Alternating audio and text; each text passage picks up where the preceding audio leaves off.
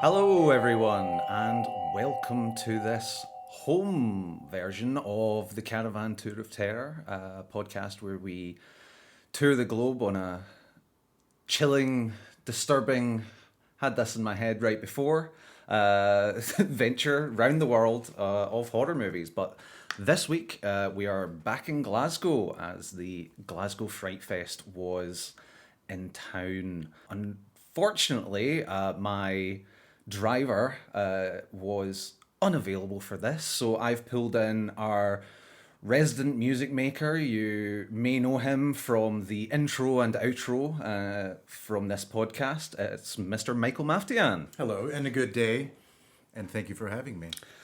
Delighted to have you. Long overdue. And yeah, you joined us this year for the Fright Fest. This was your first one. Yes, absolutely. And we'll just start with overall. Like, what did you think of the experience of sitting in a cramped theatre for 2 days? Well, because I was in a cramped theater for 2 days, but surrounded by a bunch of like-minded, fantastic horror lovers like myself, it was definitely a fantastic experience. This is also my first overall Fright Fest. Yep. So it was just a nice big overall experience. But doing it in Glasgow, where I've really enjoyed living and getting to know the people, was special in its own way. And overall, I think it was definitely successful, and I'll definitely be back next year for sure. That's what I like to hear. Need more people on that, buying tickets, filling out that theatre. We were Friday and Saturday, 5 movies on the Friday, 6 movies on the Saturday, and yeah, we started at 1 p.m. on the Friday with The Soul Eater, which, if you've ever listened to our Fright Fest episodes before, I will run through the blurb on the Fright Fest website, as that's what we were given right before we went into the movie. So, The Soul Eater, directed by Julian Mori and Alexander Bustillo. Probably butchered both of those names, but 2 detectives with entirely different work methods are sent to the sleepy French mountain town of Requenard. Definitely butchered that one. One is investigating a series of gruesome deaths, the other is searching for some missing local children. Soon they realise their cases are connected by an old folklore legend of a malevolent creature, the terrifying incarnation of the Soul Eater. From co-directors who, as a part of the vanguard of French extreme cinema, brought you Inside, Livid, Among the Living, and The Deep House. Now they unleash their most devilish and sinister creation yet to shock, horrify, and surprise. So yeah, this was a...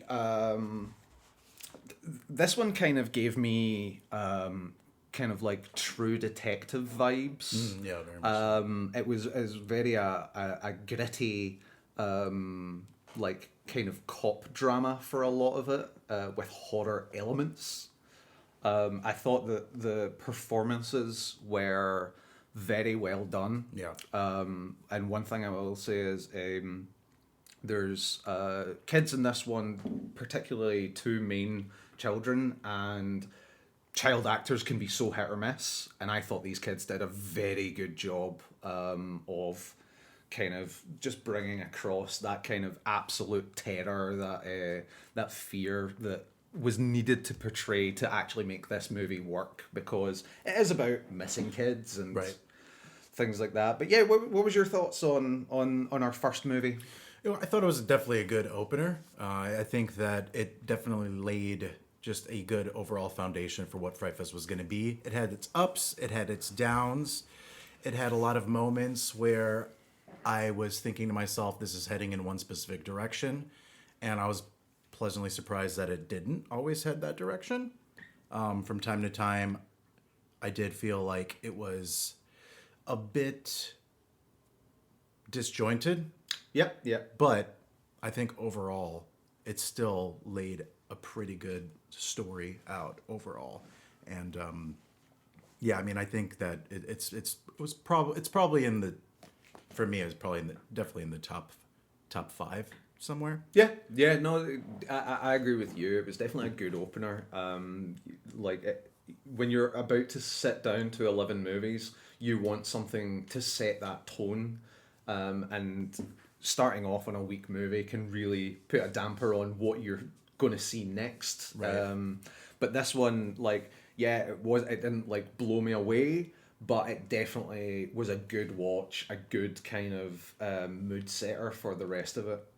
I will say that the wonderful organisers of Fright Fest, who put on a fantastic show every year, they do have a habit of comparing some of the movies to other movies before we watch them. Yeah. And this one, they said, if you liked Martyrs, you'll enjoy this. And I definitely did not get a Martyrs vibe I from haven't this. even seen Martyrs. So Martyrs is a very, very gruesome, like, it's a raw watch. It is a tough watch. Another French movie as well, much like this one. That is extreme cinema, extreme horror, and this one, I don't think hits extreme.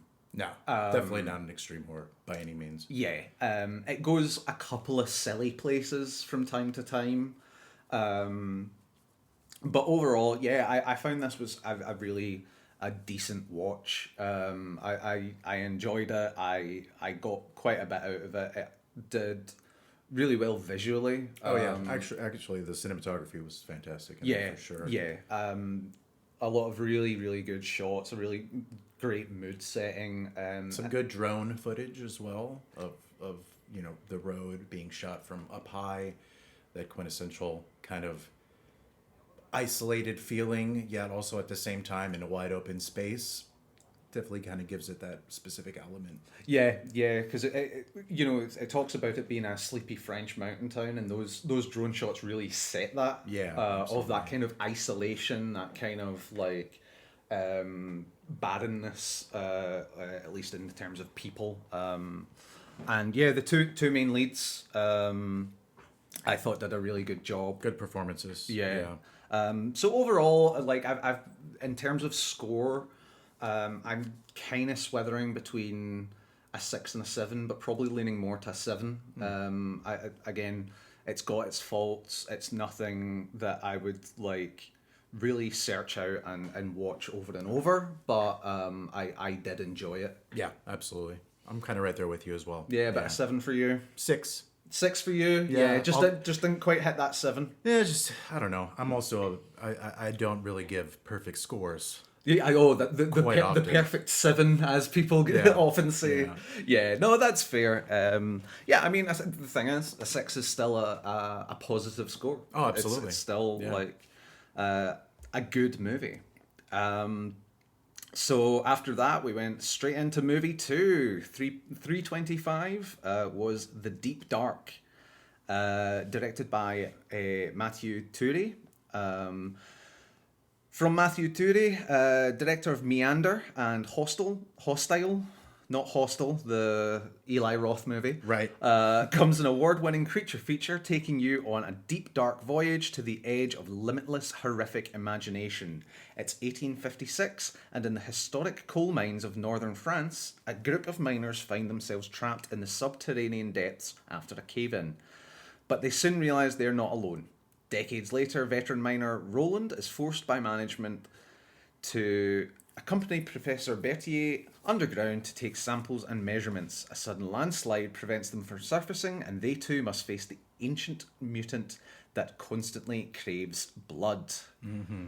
The Deep Dark, our second French movie, but I do feel that it had quite a lot of Turkish themes. Obviously, our kind of focal character is a Turkish migrant worker.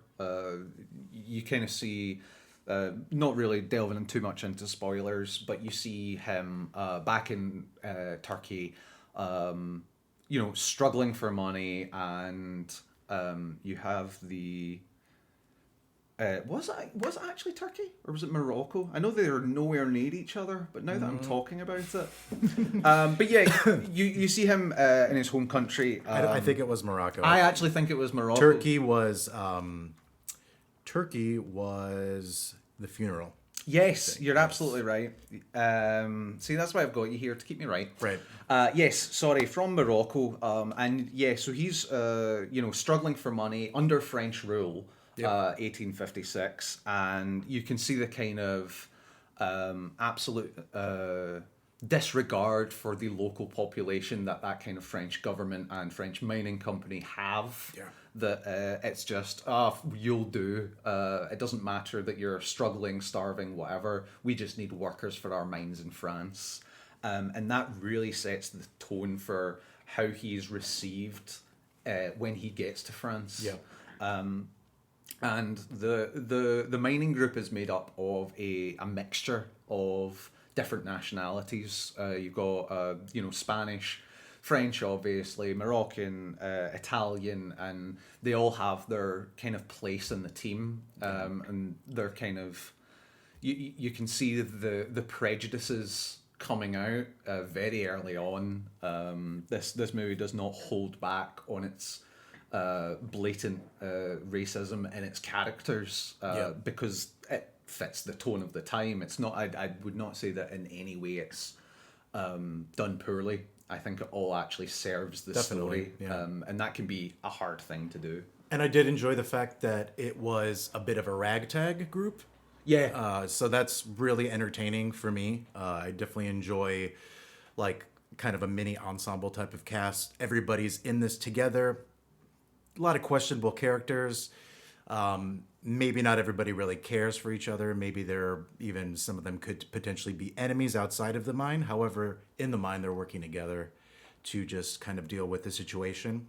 And I think that what this movie had that Soul Eater did not have is a comical element from time to time. And I'm pretty, there's two types of horror movies in my opinion. There's a horror movie that doesn't really rely on any comedy at all, ever. It's very serious pretty much the whole time. Yeah. And then there's movies that have a bit of an underlying comical element, and I do believe that this one did. Yeah. I generally Not saying it's comedy.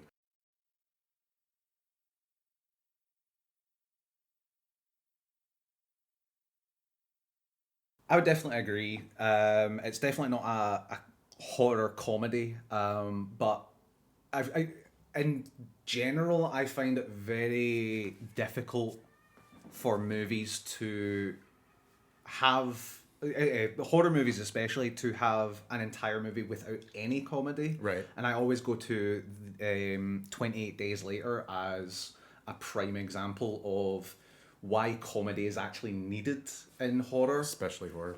because it brings it allows those peaks and valleys in tension. Yeah.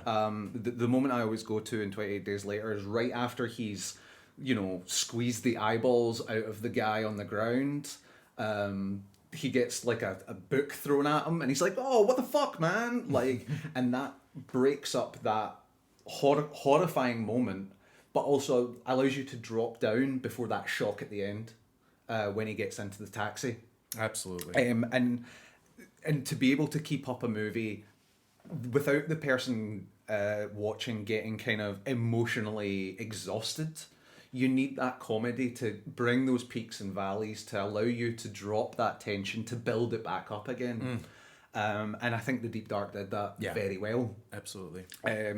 Again, brilliant performances. Really great performances. I did love the head miner that I called French Dennis Quaid.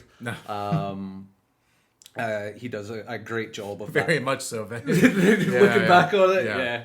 I found he did a great job of that kind of like stalwart old hand who really gives a shit about his team. Yeah. And it's not about, oh, well, this guy's a dick and this guy. He is like, these are my people. My job is to get them out alive. Yep, exactly. And it's first movie with a proper creature, which is done through practical effects. Yep, absolutely. And I will say, not the best practical effects I've ever seen in my life. No. But I still 100% would prefer that over a CG monster. Oh, any day of the week, yeah. Even at moments, the monster looks not laughable as in that terrible, but just kind of doesn't quite fit in. But see, once you adapt to that, Yeah. it works perfectly. Yep. Like I thought that monster was really cool in design, and really fits that kind of atmosphere. And I much prefer any practical effects. Oh, yeah. And yeah, like you can do practical effects and touch it up with CG. It happens all the time. But I'd rather go down the Guillermo del Toro route than the Michael Bay route. Oh god, yeah. Yeah. And granted, I did choose the most polar opposites for that, but I think the point is pretty much there. So yeah, I enjoyed this. This I would say it was a step up from the Soul Eater. Oh, big time. For me, it's probably still a 7, but a high 7 for me. Like it's. When I refuse to drop into the 1 out of 100 ranking system. So yes, you're limited to between 1 and 10. Right. Actually, now that I think about it, I do want to take my previous ranking, even though I fucking hate rankings, of the Soul Eater, and I think I'm gonna drop that bastard down to a 5-er. Okay. Yeah. Just, I don't know though. What are we ranking? Are we ranking Fright Fest films? No, Or are we're just we... ranking. If you were so, in terms of the way that we tend to rank them, it would be. Donald does it on IMDb, so he will rank movies so that you can kind of look back and see what he's ranked things. I see. And it's not easy giving things a score. Yeah, because honestly, especially with horror, movies that are a 5 are actually decent. Yeah. Oh yeah. I get that. It is just for me. It's just ranking it on where it sits in my personal cadence. Gotcha. Absolutely. I'm not necessarily comparing it to any of these other movies, though that can be very difficult when you're watching 11 in a row. That is true. It is impossible to watch 11 movies and not compare the ones before and after. Yeah. No, absolutely. So yeah, for me it's a 7, and I feel that since you dropped that down to a 5, that this is probably also a 7. This is a high 6, I'd say. A high 6. Yeah. Wow. Yeah, you're way harsher than I'm talking me. about like a 6.8-er. Oh yeah.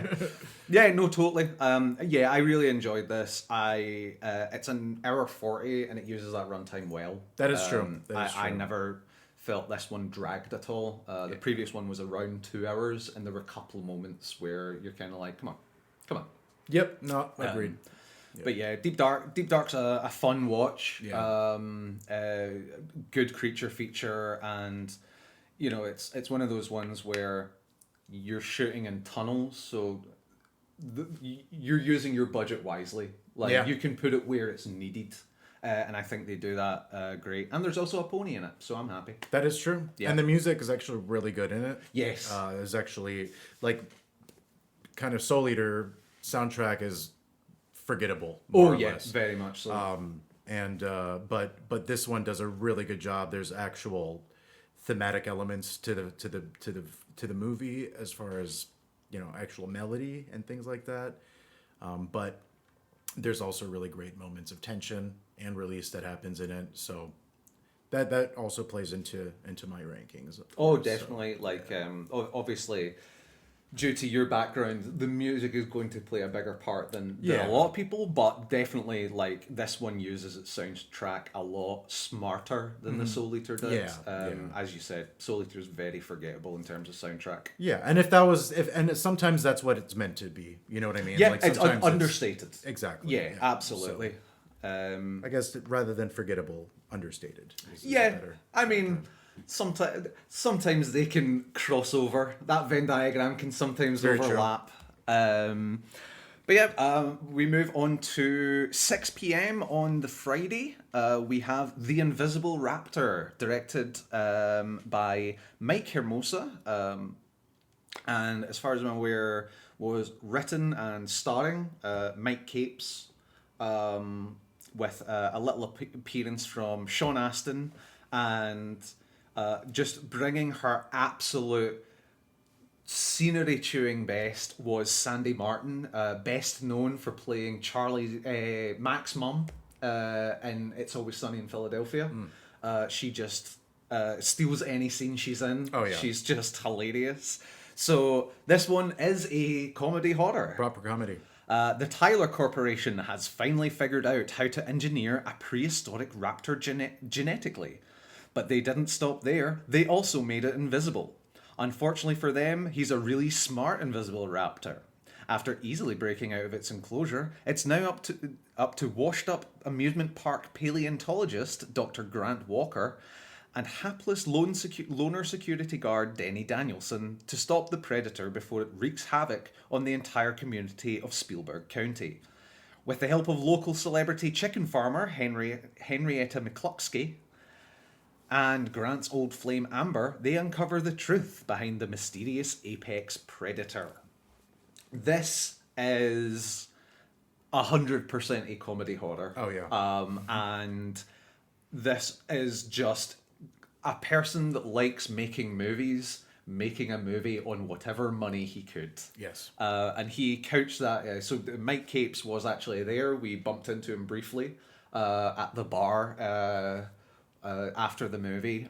He brought his mum over to Glasgow with him to see the premiere. And yeah, he did couch this by basically saying, how do you make a creature feature on no budget? Well, you make it invisible. There is no raptor in this movie visibly. And they do a good job with that. They really do. It is a fun movie. Uses some gross out comedy, but not to the point where I thought it was detracting from the movie. Like, not like a scary movie would use gross out comedy. Sure.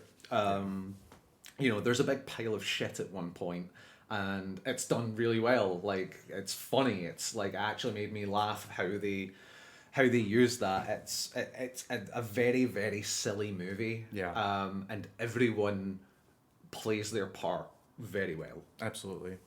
Yeah, I'm right there with you on that. I think there's also a lot of great elements of nostalgia that he definitely incorporates into this film.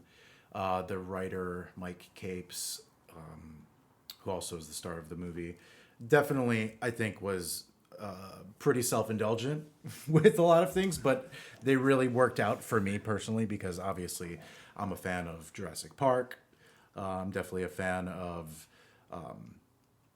I think that Jurassic Park is, you know, it's easy to say it's very obviously based on any type of Jurassic Park because there's a dinosaur involved in it. I mean, the town's called Spielberg County. Yeah. And there's a lot of like crossover between that and like Indiana Jones, and so that stuff's great. But it's done tastefully, and it's done in a way that I feel like only adds to the charming elements of the movie. Yeah.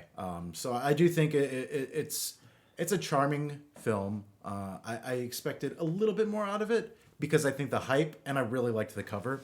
Yes. And he gave a little speech prior to the movie, and I felt the same way as a lot of what he was talking about. But I think maybe with a little bit of a bigger budget, they could have really pulled it off really well. Yeah.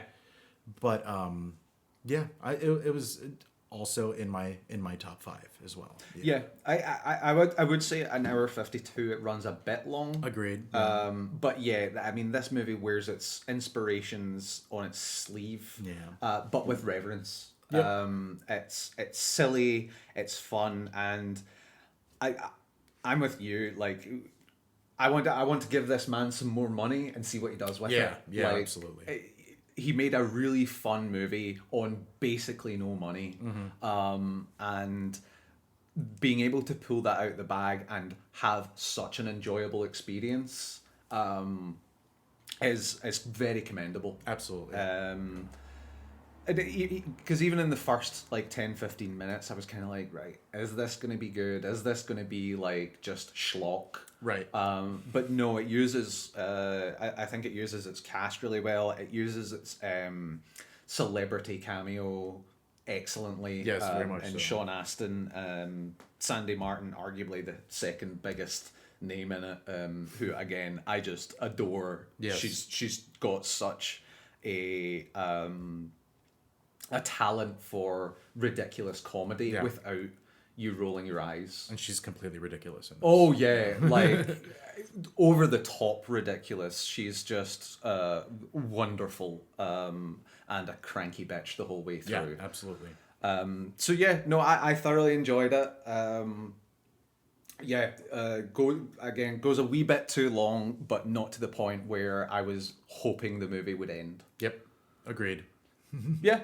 Terms of score, I'm now thinking that I might also drop my 7 for Soul Eater down to a 6. Yep. Because this, it's like I want to give it an 8, but there's just not enough there to give it an 8. Yeah. And I think it is a 7. And it's a very different 7 from The Deep Dark.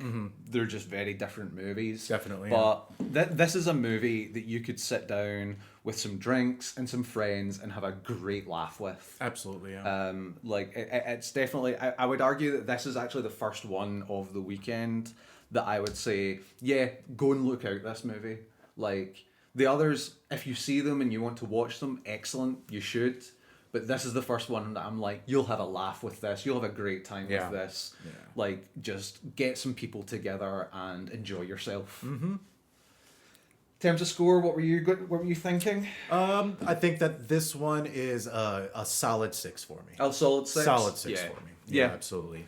And because I also think about like percentage wise, like a 60%. Yeah, I'd say that's about a 60%, and that's being kind of generous.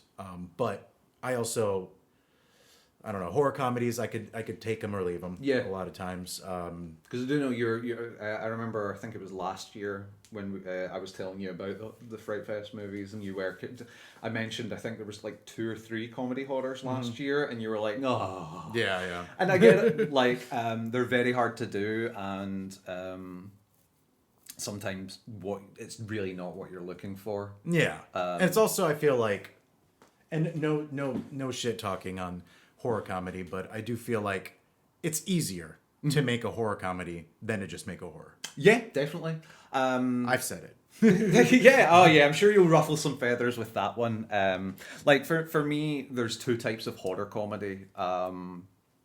There's like horror comedy like this movie, and then you get things like which you recently watched is Terrifier, which has actual laugh out loud moments. Yeah.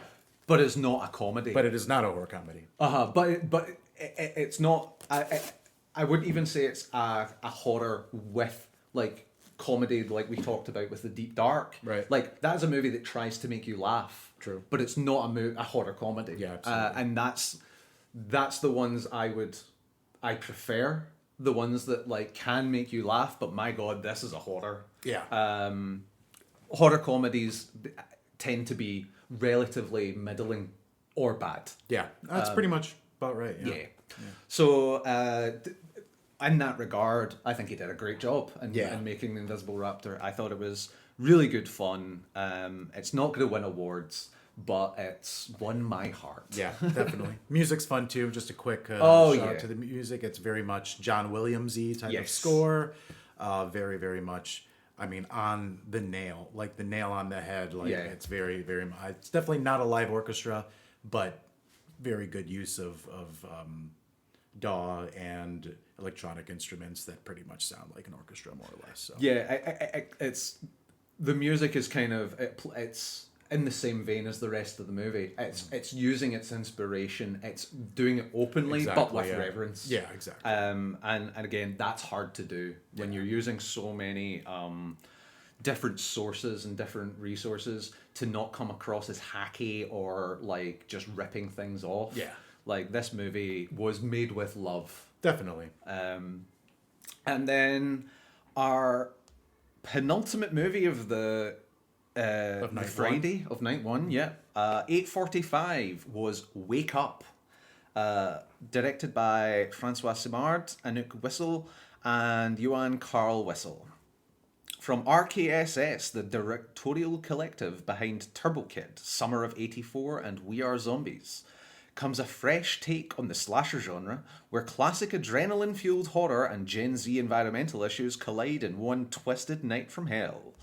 A group of young activists set out to make a political statement by vandalising a home superstore as it closes. But their plan goes terribly wrong when they become trapped inside and must face a deranged security guard with a gruesome passion for primitive hunting. As the night fills with violence and terror, a desperate fight for their lives begins. Wake up. So, I will say before we get into this, I love Turbo Kid. If you've never seen it, it's not horror. But it is fantastic. Yeah, brilliant movie, and uses Michael Ironside in a fantastic way. So I went into this one with high hopes. Yeah. And those high hopes were quickly shattered to pieces. I would say shat on. Oh my god. Yeah, this is the first one where I just, start to finish, I did not enjoy this movie. I did not think this was a good movie. I thought the concept was so paper thin. And See, I thought the concept was okay. And it also had elements of what's the classic horror movie where the kids are they lock themselves in, like the department store. I actually cannot remember. It's it's Jay Daniels' favorite movie, and she's a character from My Heart Is a Chainsaw, which is a great book. I can't remember the name of the movie, but like it takes place in a department store. The kids lock themselves in it and party for the night. Yeah, and then there's it's a slasher. Yep. Right. So this had elements of that. It's a good concept. I think it definitely probably was very much inspired by that to an extent, but took this different approach towards it. And I do like the idea of like isolation inside a department store. I like the idea of corporations that are very much shitting on everybody, and it's all about capitalism. And I understand the message. It's just the characters were insufferable. They were just so radically Gen Z in a bad way that it just... Ugh. If I was Gen Z and I saw this movie, I would have also hated those characters. I would have been like, Jesus fucking Christ, is that what I actually look like? Yeah, every character in this is so one note. Yeah. And it is, like you say, it's like there's no one to root for in this movie. No. You can't root for the killer. Like, he's not a nice person. Like, Right. I was rooted for him more than fucking kids. But exactly, like, because if you have to pick someone, might as well pick the one that's picking off the people that are annoying you. Yeah. Like, they are so one note. They are so, like it's hard to miss the message in this movie because it's so blatant. Yes. There is no subtext. It is just corporations bad, but hey, we're going to murder them. Like, we're going to murder these people that are fighting against it. Like, Right. It doesn't seem to really want to take a hard stand one way or another. It has the worst IKEA parody name I've ever heard in Home Idea. When I saw that, I literally groaned. Like, that is the name you write down on the spec script before you think of an actual name. Right. It was just insufferable. Like, when a movie has a high stakes flat pack furniture building scene, what are you doing with your movie? Yeah. Like, and that happens, and it would, like, there's no tension in it. They want there to be, but it's just... Yeah. It was... I didn't think the kills were particularly well thought out. They're not inventive. They're not particularly cool. Like... Yeah. It was a movie that was made because they could make it. Yeah. You know? We're just like, oh, fuck it. Let's just make this pile of shit. Yeah, and it really was. And in fact, this movie was actually preceded by a short movie called Mouse, which is about a young woman who is walking home at night and gets followed by a creep. And she runs away from him and then, manages to get to where she's going, quickly gets in, but the guy gets his hand in the door and manages to break in. and then the twist being that she's luring creeps to murder them in gruesome, gruesome ways. That 9-minute short was so much better than this 90-minute movie. Yeah, 100%. Mouse was genuinely so well done. The kills are like, there are several kills in it because it reveals that she's done this more than once, and it shows the variety of ways that she has murdered these men, and they are so inventive and so striking at moments. Like the bit where it cuts to the guy on fire is just spectacular. Yeah. And then we had to go and watch this movie, which was just dull and annoying, and yeah, I genuinely did not have a good time with this movie. No. In fact, let's move on. I will after we give it a score. See, you're gonna actually give it a score. I am going to give it a score because I can't only rate the good ones. Right. For me, it's a 3. I'm very much like you. I am never. It's very rare that I give something a 1, and it's very rare I give something a 10. Yes. Donald's talked plenty of times about how he's basically only given one movie a 10, and that's the thing, because it's his favorite movie of all time. That's his 10, because that's the movie what he wants movies to hold up to. That's a 10, yeah. We have given ones before on this podcast. We have given ones to Frightfest movies, and they were thoroughly deserved. This doesn't quite hit those absolute depths. Right. But this is not a good movie. No. It is competently made. It's shot. It is, They use cameras. They use cameras. You can see what is going on. Like, it is a competently made movie in everything but its execution of its story and its plot and everything about it. Yeah. It's just, hey, we actually know how to make a movie. We just don't know how to make a good one. Right. Exactly. So yeah, for me, it's a 3. Yeah. And for me, because of the concept of it, because I did like the concept, I thought it would have been good. It just was poorly executed, and also because of the fact that, like, just like you said, they made a movie. It's a 2.5 for me. Yep. It's a 2.5. Yeah. Sure.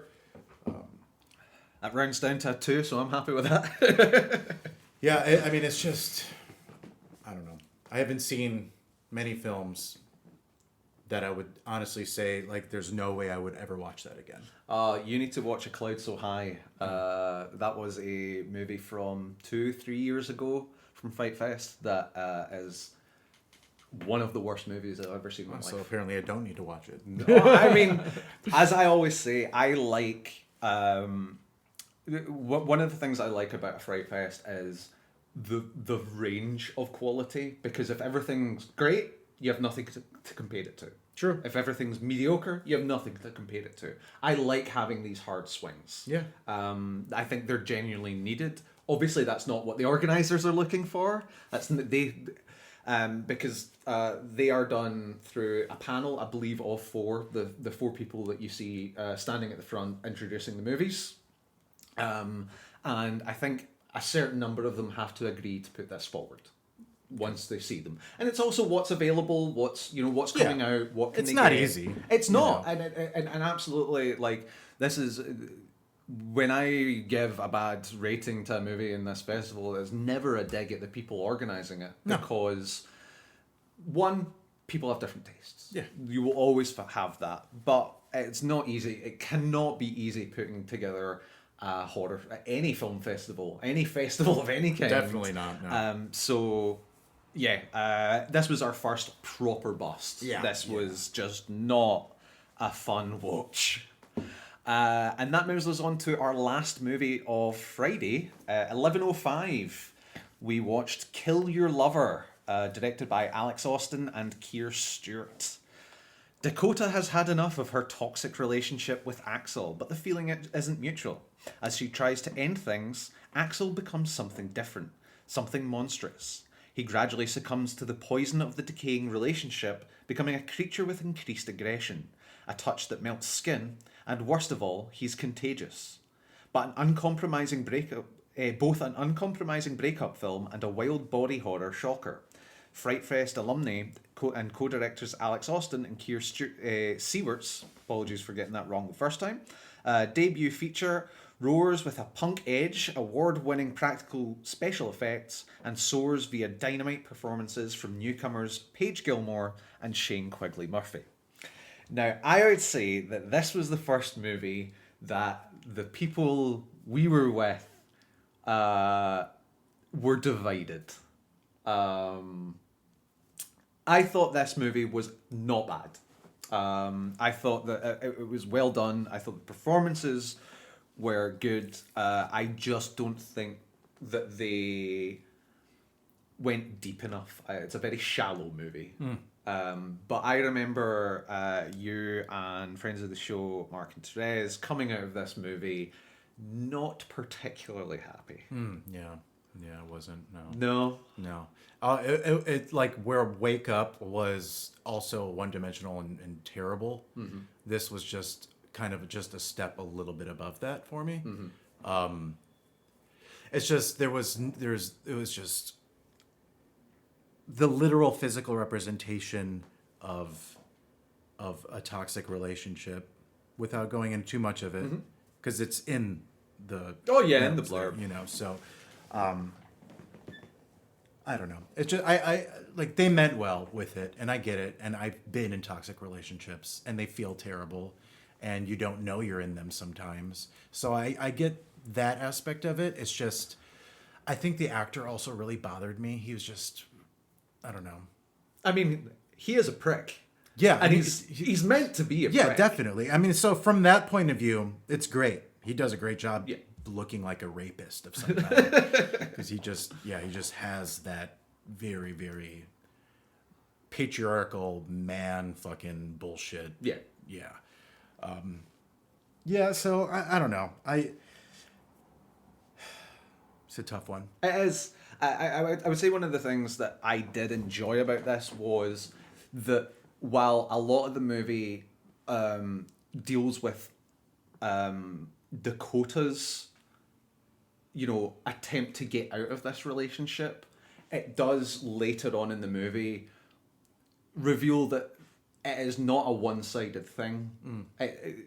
Yes, he may be the worst one, but she is not innocent in this relationship. This is not a movie about an abusive relationship. Yeah, they're just not bad together. They're not good. They're not good together. Yeah.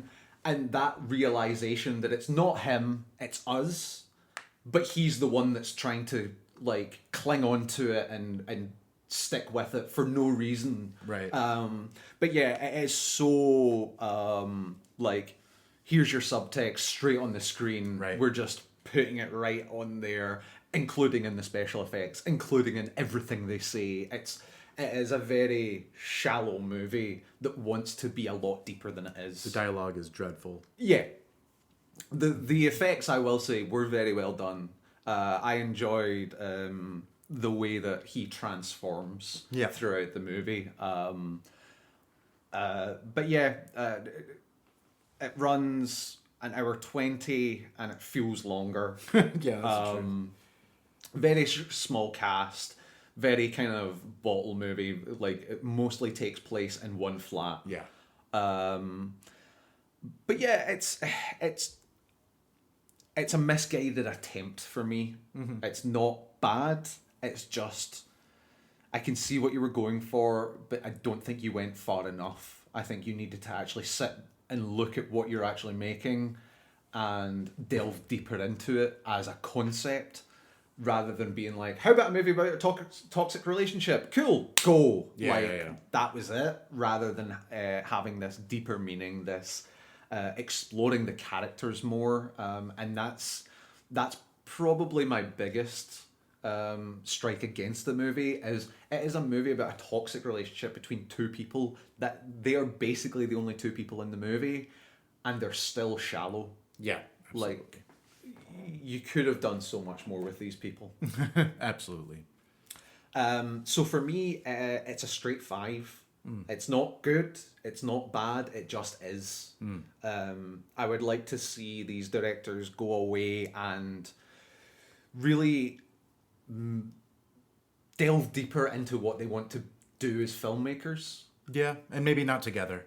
Yeah, maybe not. Because they're husband and wife. Yeah, and that can be Yeah. tricky. Sometimes that can work out amazingly in movies. I mean, you look at, Peter Jackson and I can't remember her surname,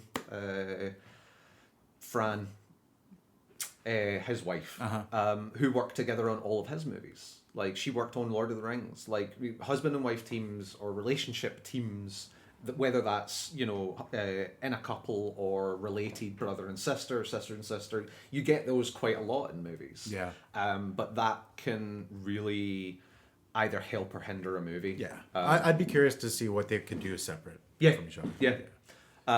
So yeah, for me, a 5. It's straight down the middle. It's nothing special. They need to try harder. Yeah, no, absolutely, yeah, 3.5 for me. Yeah, that's fair. That's fair. Yeah. You all came out a lot sourer on that movie than I did, and I don't blame you. It was also late. Yeah, and you get grumpy. I do. Yeah. So that was day 1. Yeah.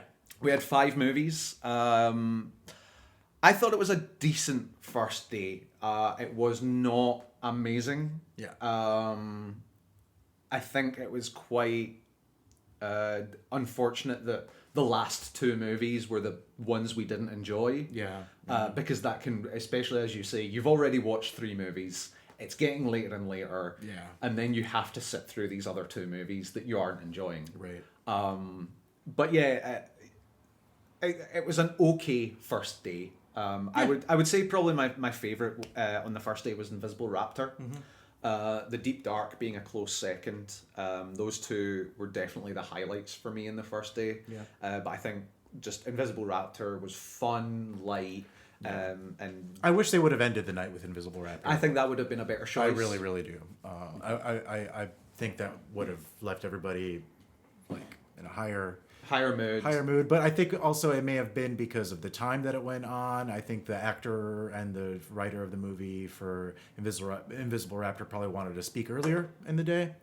So who knows? But yeah, I mean, I still enjoyed all of the day. Yeah.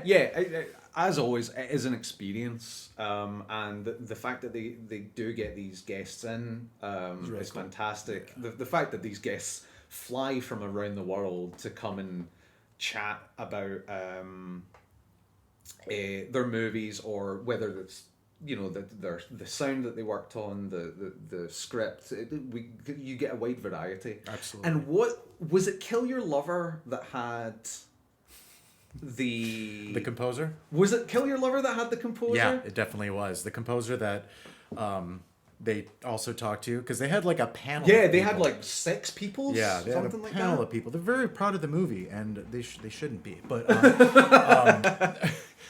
but yeah, the composer got up there and he went on about a passion project and how much he really enjoyed working on the film, and how this is very much the type of music that he would very much like to pursue. And it ended up being like a strange like Born Identity guitar. It was butt rock. Yeah, but it was the butt rock that opened the movie that I genuinely laughed at, because you had 6 people talking, and he was the last one, and he went on about the same length as all of them combined. He went on and about how this is just such a passion for him, and how he's really, looking to explore, and blah, blah, blah, blah, blah. And then butt rock. Just the butt rock. It was the most, contrasted talk to music I've ever seen in my life. Especially because he was last and then the music happened. Yes. What the fuck? Yeah. If he'd gone first, I probably would have kind of forgotten. Yeah. But my God. But yeah, so that moves us on to Saturday. So Saturday opens up at 10:30 a.m. With Mom. Directed by Adam O'Brien, and arguably the biggest get for the weekend was Emily Hampshire, best known for playing Stevie Budd in Schitt's Creek, who stars in this movie. It was I believe the first world premiere that we had of the weekend. The rest were UK or European premieres. Meredith is a struggling mother abandoned by her family and partner after the appalling death of their newborn son. Alone in her house after separating, she becomes more and more isolated, unaware that the death of her baby has caused the birth of something far more sinister. An entity conceived from tragedy that is determined to make her relive over and over again the darkest moments of her existence and keep her family forever torn apart. A striking, provocative, and consuming psychological horror anchored by an incredible performance by Schitt's Creek star Emily Hampshire. Yeah. See, I didn't even know that it actually says all that in the blurb because I went in blind Yep. for all of the films. So I did the same, and I didn't Yeah. know that because that's quite the spoiler. Yeah, that gives everything away. Yeah. Yeah, like going into it blind and not knowing what happens, I feel like was definitely a really good way to go into it. But yeah, this was a strong film. This was a very strong film. And I've only seen Emily Hampshire in this and The Rig, which I enjoyed. The Rig, obviously, I enjoyed Schitt's Creek. It won every Emmy possible. Who didn't enjoy it? This was a big departure, even from The Rig, which is horror. The performance she gives in this, absolutely stunning. Oh, 100%. Yeah. Like, essentially, this movie is about postpartum depression. Yeah, postpartum, I'd say psychosis. Yes. Yeah. Yeah. Yeah, And- depression, psychosis, all wrapped up in a one. Definitely, because it's the psychosis that leads her into just kind of feeling and doing specific things. Yeah. So yeah. Yeah, and much like you, I went into it blind, and I will say, first 45 minutes is a baby crying, essentially. The whole time. The whole time, which is, for both you and I, are not exactly known for wanting kids or liking kids. That was rough, Yeah, that was rough. but it works. No, big time. Yeah, like I wouldn't normally if a baby was crying for that long during a film, it would be the type of thing where I would never watch it again. Yeah. But this is a movie I will rewatch. Yeah. Because it's just so good, and because the sound was done so well, including the baby, all of the sound design in general was done really, really well. But I think that actually just leads to it's there's so much tension involved with the sound and the baby crying particularly. Yeah. That it's a lot, but in a really good way. Yeah, absolutely. And going into this blind and then having that moment where the baby dies hits hard. Like even for someone that like isn't wanting that, like having that moment and the way it's done is so striking. Like so, it's a gut punch. Definitely. And I would compare this movie to like The Babadook.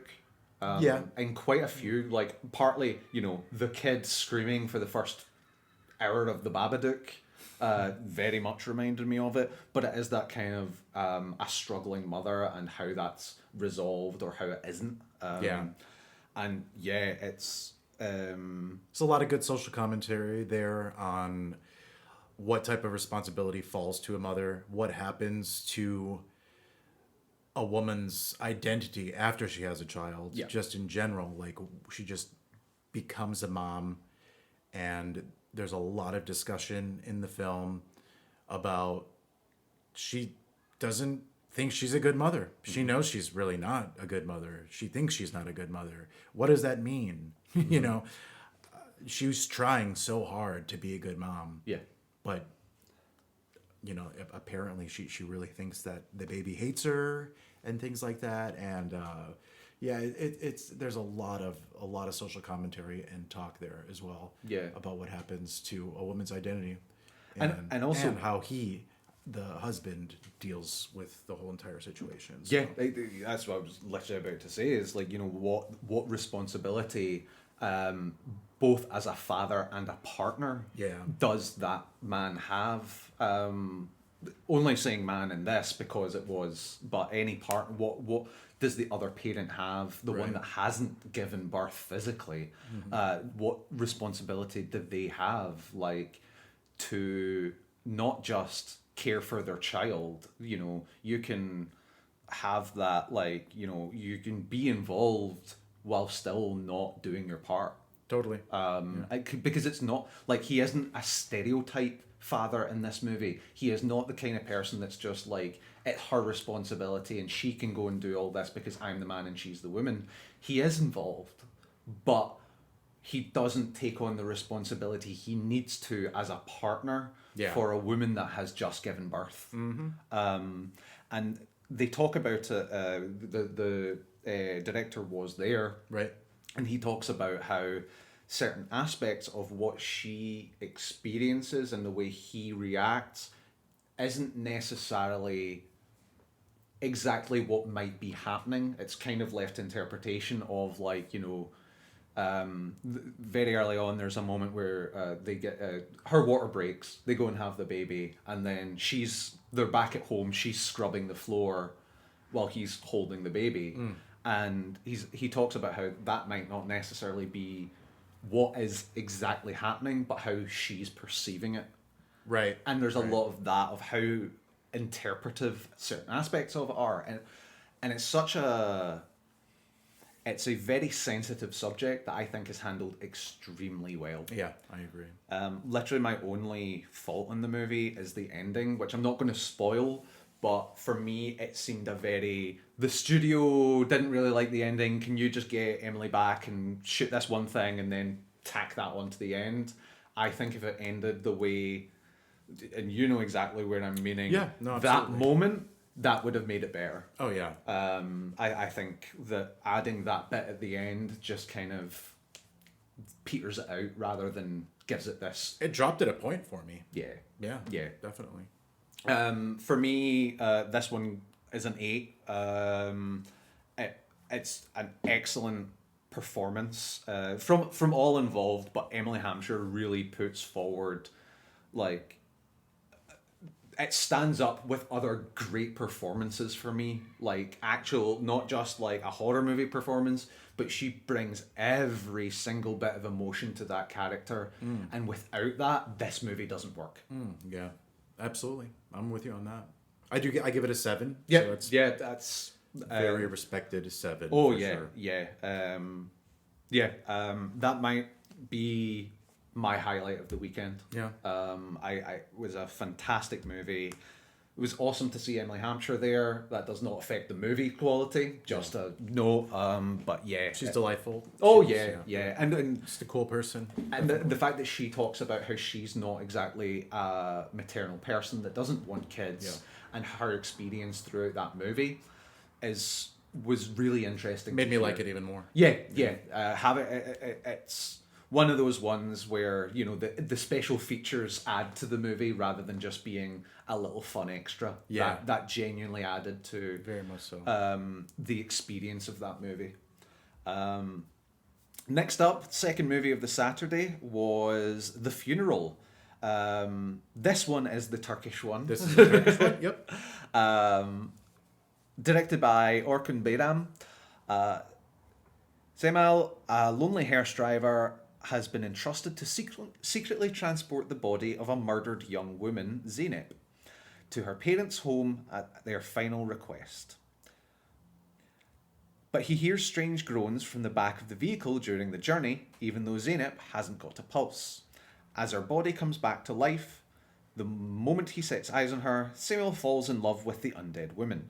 So he must constantly feed her flesh by committing his own murders, even if it means dealing with the police force's attempts to capture a serial killer. This is a zombie romance movie. Yeah, I guess so. Yeah. Whether she wanted it or not. So yeah, this is the kind of weird part about this movie that I struggle with, because I thought that the girl that plays Zeynep does an absolutely fantastic job. Yeah, especially for a nonverbal role. Exactly. Yeah. And I actually I enjoyed this movie. I thought that its concept was good, and I thought it was relatively well executed. There were just certain aspects of it I just found really, one, creepy, and two, lacking. Yeah. I came out of this movie basically saying that this is just a movie about how men will fall in love in a really odd, disturbing way with a woman that they know literally nothing about, Yeah. and then obsess over it. Absolutely, yeah. Which they do all the time. Yes, yeah, no, it's but they don't do that in a way that talks about that. It's not that is not what the movie's about. Yeah. And it could have been, Yeah. but instead they romanticized that. Yeah. Which makes it worse. Yeah, I know 100%. Yeah. And it's in a way that I don't think that was their intention, but that's really what I got out of that movie. Yeah, I mean, you can't watch the movie and not think what the fuck's the deal with the director or the writer? Yeah, Why? He's clearly in love with someone that he knows nothing about. Yeah. And she's unattainable. You know, much in the way that this character is unattainable because she's literally dead. Yeah, yeah. I did find that the performance of Seymour so one note. I didn't feel he really brought too much to the character. He seemed so bored. Yeah, the whole movie. And I don't know if that's just like the vibe of what a Turkish Hair driver would be like, with but, slight ties to the mob. Yeah, but I don't think so. I don't think so. I think he was poorly casted. Yeah. I do. Just takes away from the overall performances of the film. Yeah, because as you said, she's on a non-verbal role. She has no lines in this movie. She steals it. She steals that role. Yeah. Oh my god! She puts forward so much emotion and brings everything she has to that character. And then you have him who has all the lines, who is able to emote more, and she still manages to come across as more human. Big time. Yeah. Genuinely, her performance steals the show. It's fantastic. She deserves every role that she can land. Yeah. I would love to see her in more things. I'd love to see her talk. Yeah. But yeah, it's a decent movie. It's just that it just seems misguided. Yeah.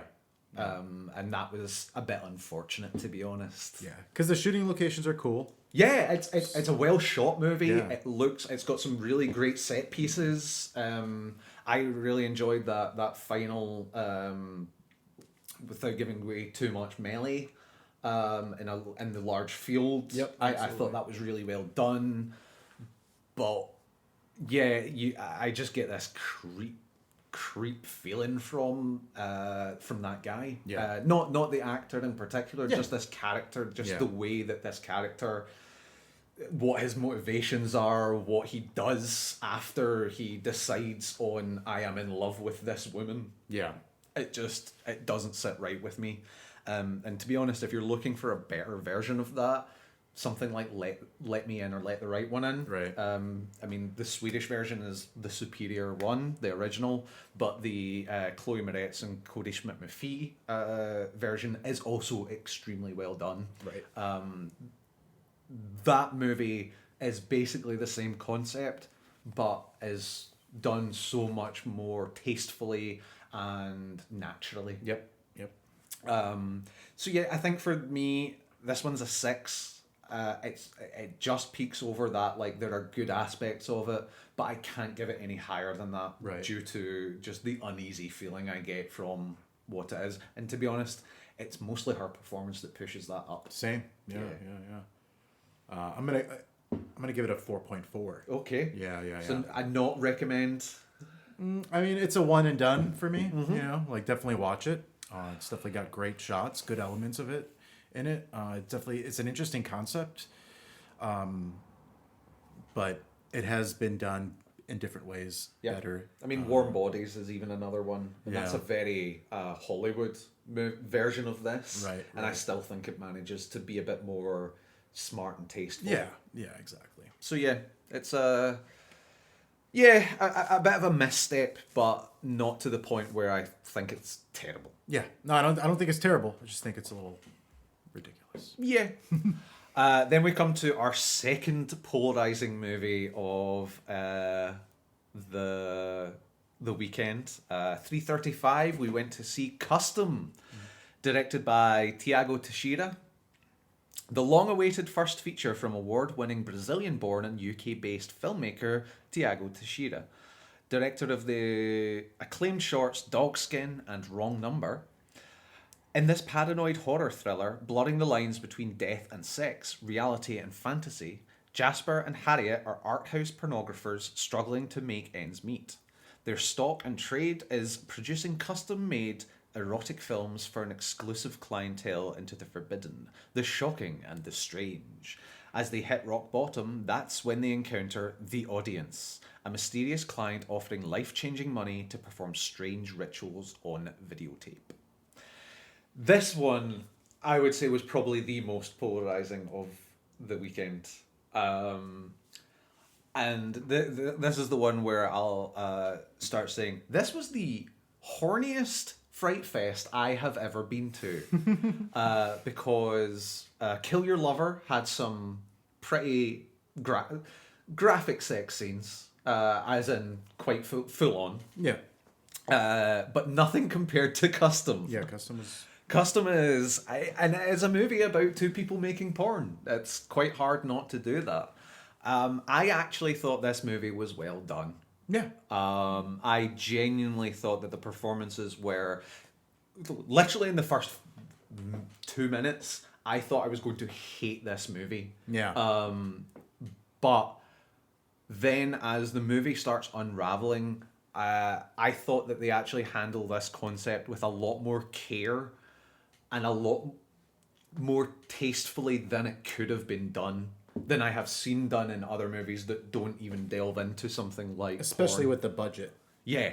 Yeah, because obviously it didn't have a huge budget. No, I genuinely thought that you could make this movie and make it so badly quite easily. Yeah. Like, it is not an easy concept, and it is daring for them to go ahead and do this. Very much so.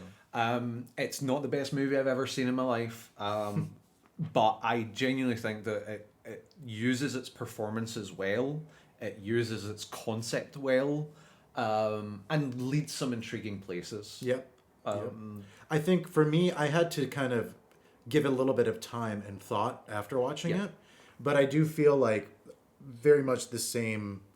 It's very much, I feel the same way about overall concept's really good. I like the ritualistic elements in it and the occult elements in it. There's great social commentary in it. There's great acting in it. And it even, I mean, I think that overarching story is pretty solid there too. Yeah. It does get a little bit muddy from time to time. Yeah. But other than that, yeah, I think it's a solid film, I'd say. Especially like you said, for what it is, I think it was done well. Yeah. Yeah. Yeah. I would say that probably the ending is its weakest part. Kind of like, we didn't really know how to end this, so we just made an Which ending. happens so often with horror. Yeah. It's the hard thing, but and again, I'm not looking for everything to be wrapped up in a nice, neat little bow. Yeah. It just seems that kind of way of like, we didn't really know how to end this, so we're just going to end it. Right. But overall, I genuinely thought that, especially Abigail Hardingham and Rowan Polonsky, which is the most unfortunate name Seriously. I've ever heard in cinema. He needs to change it. Rowan Polonsky, like, it's this. By the way, this was not the director we all know and hate in a fake mustache, and going, "Hello, my name is Rowan Polonsky." Like, but genuinely, I had to double take when I first saw that name. No, me too. But yeah, I wonder if he changed it to that. just for the just to Hey, to fuck with people. I mean, it would get you noticed. I guess so. But yeah, I'm kind of between a 6 and a 7 on this one. And it's difficult. I always refuse to do the 0.5 because if I'm doing, which I'm not saying you can't, just because if I'm giving something between 1 and 10, I'm going to give it between 1 and 10. I'm probably going to be kind because I tend to be, and give it a 7 just because I feel that it was, because it is such a hard thing to do to make a acceptable and actually quite decent movie out of this concept. I'm going to give it a 7, but I would not fault anyone for any other score they gave it because, yeah, it's very much, this is arguably the most up to personal taste movie of the weekend.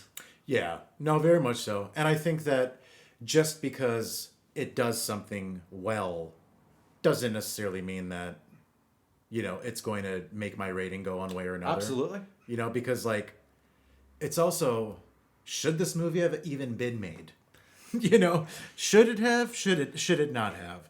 Yeah, that's kind of, you know, that's also a question that you can ask. But it was. And for the sake of the fact that it was made, performances were great, good concept, I'm giving it a 5. Okay, yeah. That's totally fair. The should this movie be made, I always admire people going for things that are harder to do. Yeah. And I will call them out when it doesn't work. But I feel that this one, for its foibles, mostly hits. Yeah. I only bring up the question. Oh yeah, no, and it's a question that should always be asked. And I'll leave it up to the listeners to decide once they watch it if they feel like it should have or should not have been made. Yeah, this is definitely not a movie to watch with your parents. Just throwing that one out there. Yeah, just because it's just awkward. It would be awkward. Yeah, it's horny. It's horny as all hell.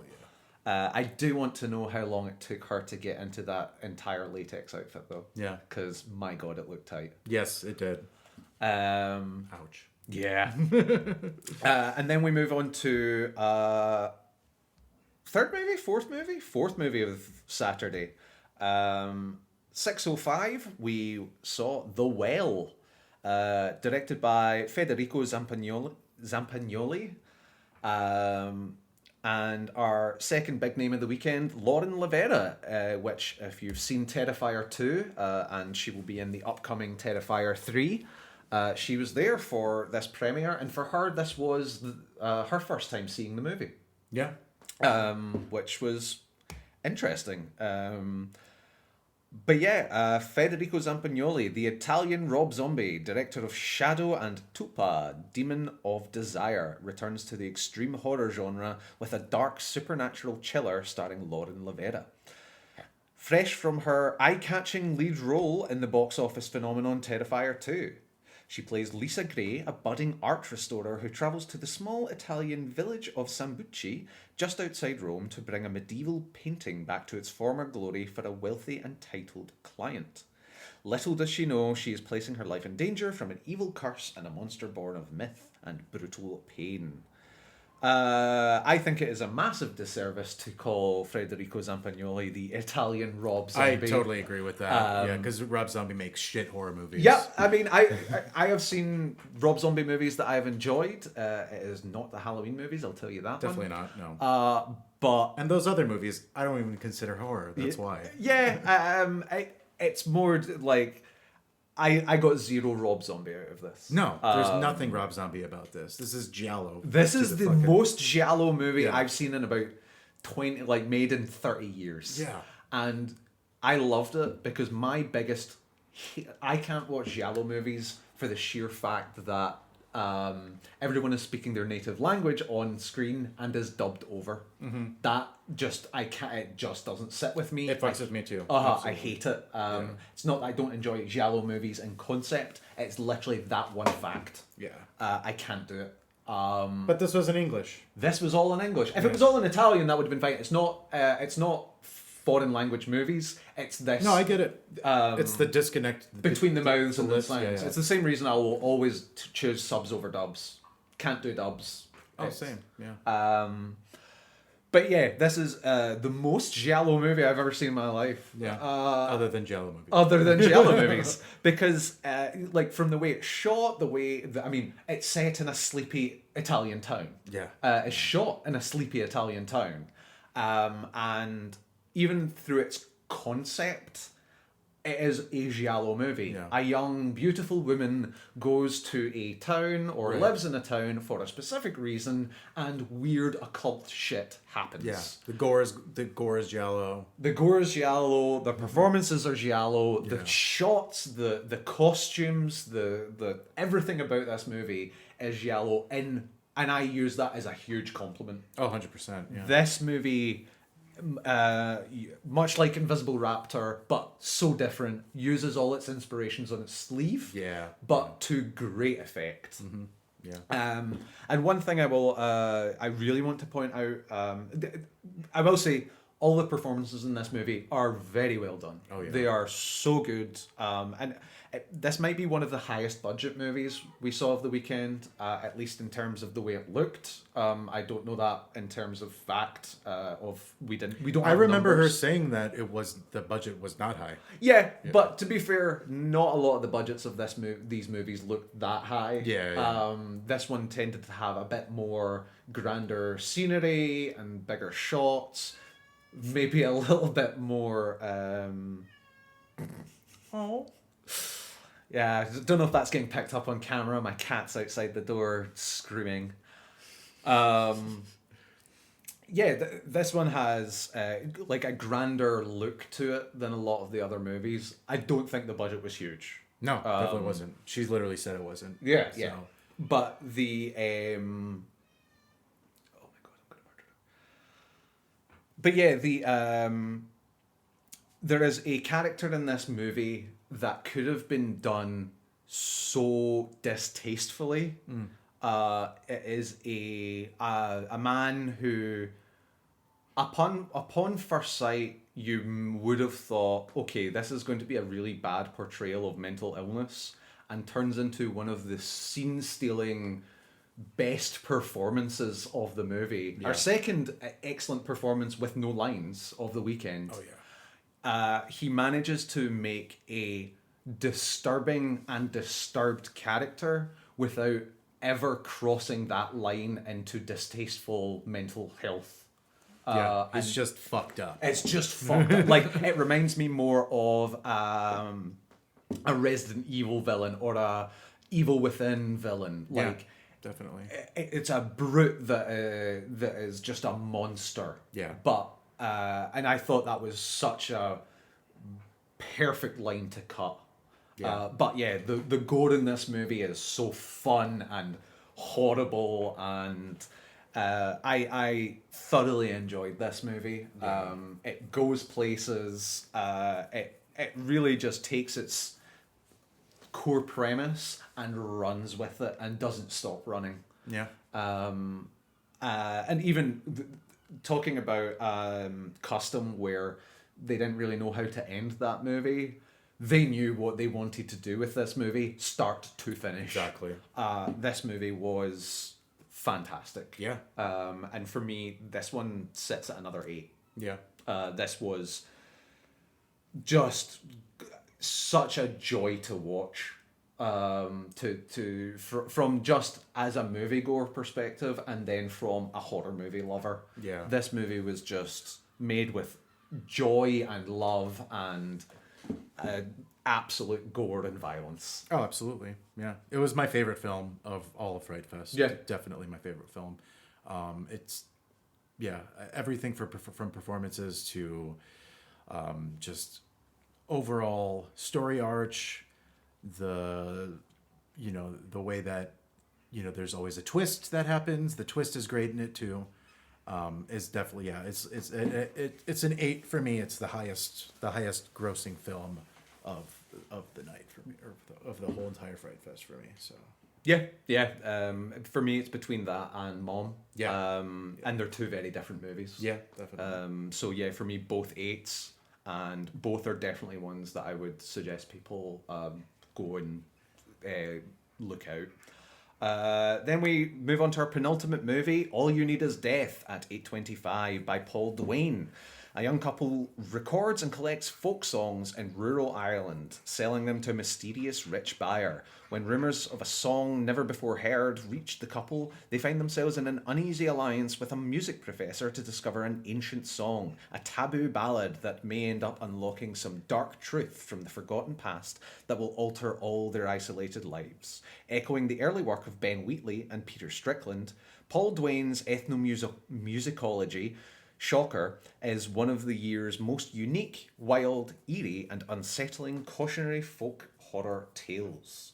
Now, if you are a listener to the podcast, you may recognise the name of Peter Strickland, and if you've not watched Ben Wheatley's movies, Kill List and A Field in England are both definitely up there as must-watches.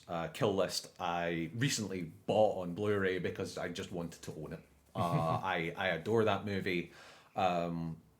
And I can see the comparisons, but I don't think it lives up to what those directors have done. So it's an Irish movie set in Ireland. The director is the most Irish man I've ever seen in my life when he was discussing it. And I enjoyed it for the most part, but it is arguably the most disjointed movie of the weekend for me. Yeah, it could have been so good. Yeah, because the concept is fantastic. Yeah. Especially I'm a composer. I went to school I got my master's in composition, and we did a lot of field recordings, and there's a lot of things that go into field recordings and ethnomusicology, and the concept is just really there, especially as far as like trad music. It really approaches like trad music in Ireland in a really, really cool way. Yeah.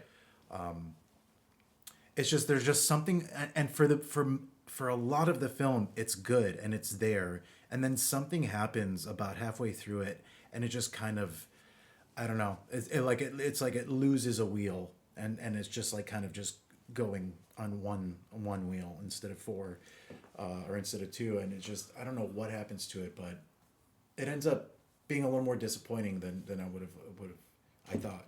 Yep. No, I completely agree. I felt that this movie felt like it was written by two guys smoking weed in a room that go, and what if they were recording music? And then what if they were doing this? And rather than having a coherent plan throughout the whole movie, right, it just seemed like and then. Yeah. And if you are writing your movie using the words "and then this happens," you're doing something wrong. Yeah. For me, you need to have through lines. You need to have a scene to scene, set piece to set piece. It needs to make sense, and not every aspect of this movie did. Much like you, that first half is like gripping, not in a tension way, but in a fascination way. Definitely. The way they treat traditional folk music in Ireland is done really so well, and it pulls you into their fascination with it. And as you said, about halfway through, they kind of just lose the plot, and they are just then making a movie. Right. So yeah, it's unfortunate. I thought it was definitely a movie of two halves. Yeah. For me, it probably sits at about a 6, just because of that disappointment factor towards the end. Because it doesn't really bring everything together, right, at all. Right. Yeah. It's a shame, because this is probably the biggest disappointment of the weekend, where I had it builds me up so much throughout the movie, and then just drops it all. And I just felt let down by the end of it. Right. So yeah. Yeah. Score for you? I think also a 5. Yeah. Yeah. just because the overall feel of the movie is really good, but it's just the way it's executed. Yeah, so Yeah. And we move on to our final movie, which our only American movie of the weekend, I believe. Invisible Raptor. Invisible. Yeah, that's a very American movie. Yes. Last Straw, directed by Alan Scott Neal. Alan Scott Neal makes a vibrant directorial debut with a welcome addition to the canon of socially on-trend chiller thrillers. A rural roadside diner becomes the host of a maniacal killing spree, leaving young waitress Nancy to clean up the bloody mess. After firing the staff at her dad's diner, she covers the last shift of the night by herself. Little does she know, though, she is far from alone. The day is returning to haunt her, and when things begin to spiral out of control, she must fight for her life over one long night. This was a very interesting movie. It really subverts expectations through most of it, and makes good use of flawed characters and your expectations of what characters are. Because, our main star, she does not endear herself to the audience early on. And then the staff of the diner do, you sympathize with them, and it kind of turns that on its head at a certain point throughout the movie. And I thought that this movie was a fun watch. Yeah, same. It could have just very easily been a straight up what you expect throughout that first half to just continue on and be she's trying to fight for her life against this or that or whatever, and then there is a hard point where this movie turns, and it turns hard, Right. and it does that turn very well. Yeah. I felt that this was really, really quite a smart movie, and arguably I would say one of the best soundtracks of the weekend. Yeah. It's got a very electronic soundtrack, and I love my electronic music. Oh, yeah. And it also uses that to great effect throughout Definitely. it. The kind of diner setting is Always good. Oh yeah, Yeah, always good, it's a good, fun slasher movie that flips thing. It does enough different to make it really worth its while existing. This could have easily just have been another one of those movies, and I think it does just enough different to warrant it to stand out. Yeah, I'm with you on that. Yeah, 100%. Yeah, I think all the characters were done really well. Particularly, she had a really strong performance as well. So, I think for me, it's definitely one of the stronger movies as well of the whole entire thing. So, I also was a bit tired at this point. Yes, So, this was movie 11 of 11. yeah. But it was a good one to end on. Yeah, I think so too. It kind of reminded me of VFW, which also ended one of the Fright Fests, in that it's not horror. It's a fun kind of action-y slasher. Right. And I think that's... You need something high energy like that at the end. To pick it back up, yeah. Because we could have picked 2 or 3 of these movies that if they were at the end, we would have hated them, even if they were good or whatever. Right. Just because of that fatigue that you do feel over 11 movies. Yeah, absolutely. So I felt that this did a really good job. For me, it's a 7.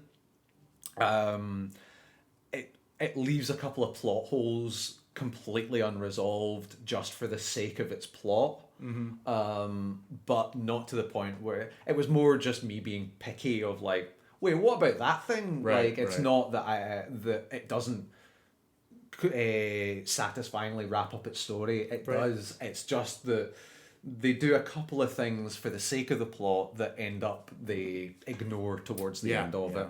And that's not that bad a criticism, to be honest. Yeah. The rest of it is gory, fun, well acted, smartly thought out, and I will give this one a shout out for that we don't see enough is a character with Down syndrome that is a fully fleshed out character. Yep. He is like a brilliant character within the movie, and also the actor does an incredible job. Yep. And there's not enough of that. No, absolutely.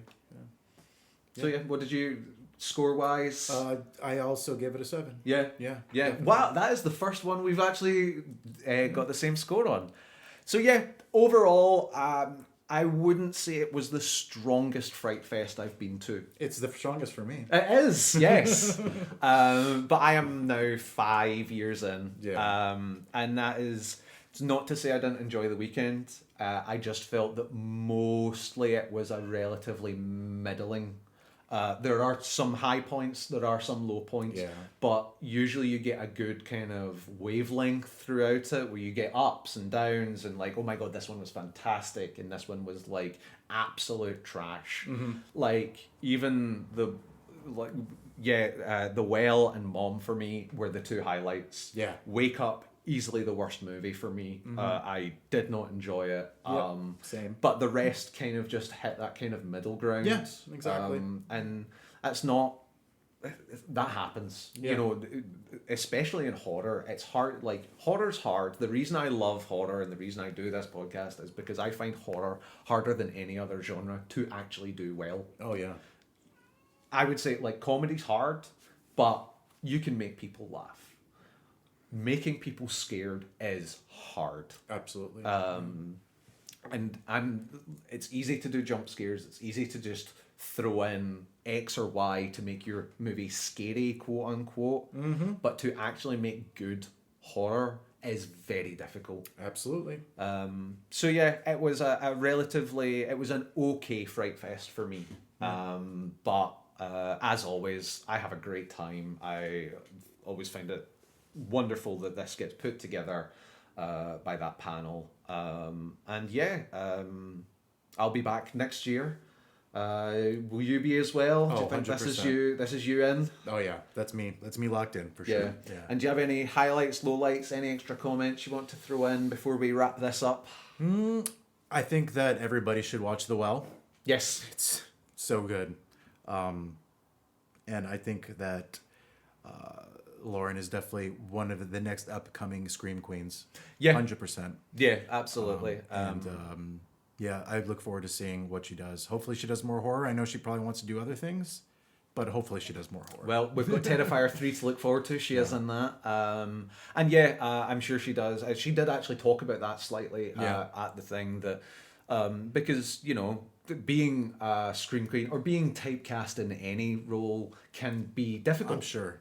But also having that label, especially at a young age, to have that kind of be, hey, you know, we see you as this like higher echelon of actresses or actors within these movies is really I think she's earned it. Yeah. And I look forward to whatever she's in, because she's good. she's brilliant. She's good. Yeah. And same with Emily Hampshire. She's done obviously a fantastic job in Schitt's Creek. I really enjoyed her in The Rig, and she really shows off her range in Mom. Oh yeah. I would love to see her expand, do any type of movie, to be honest. She's proven she can do comedy, drama, horror.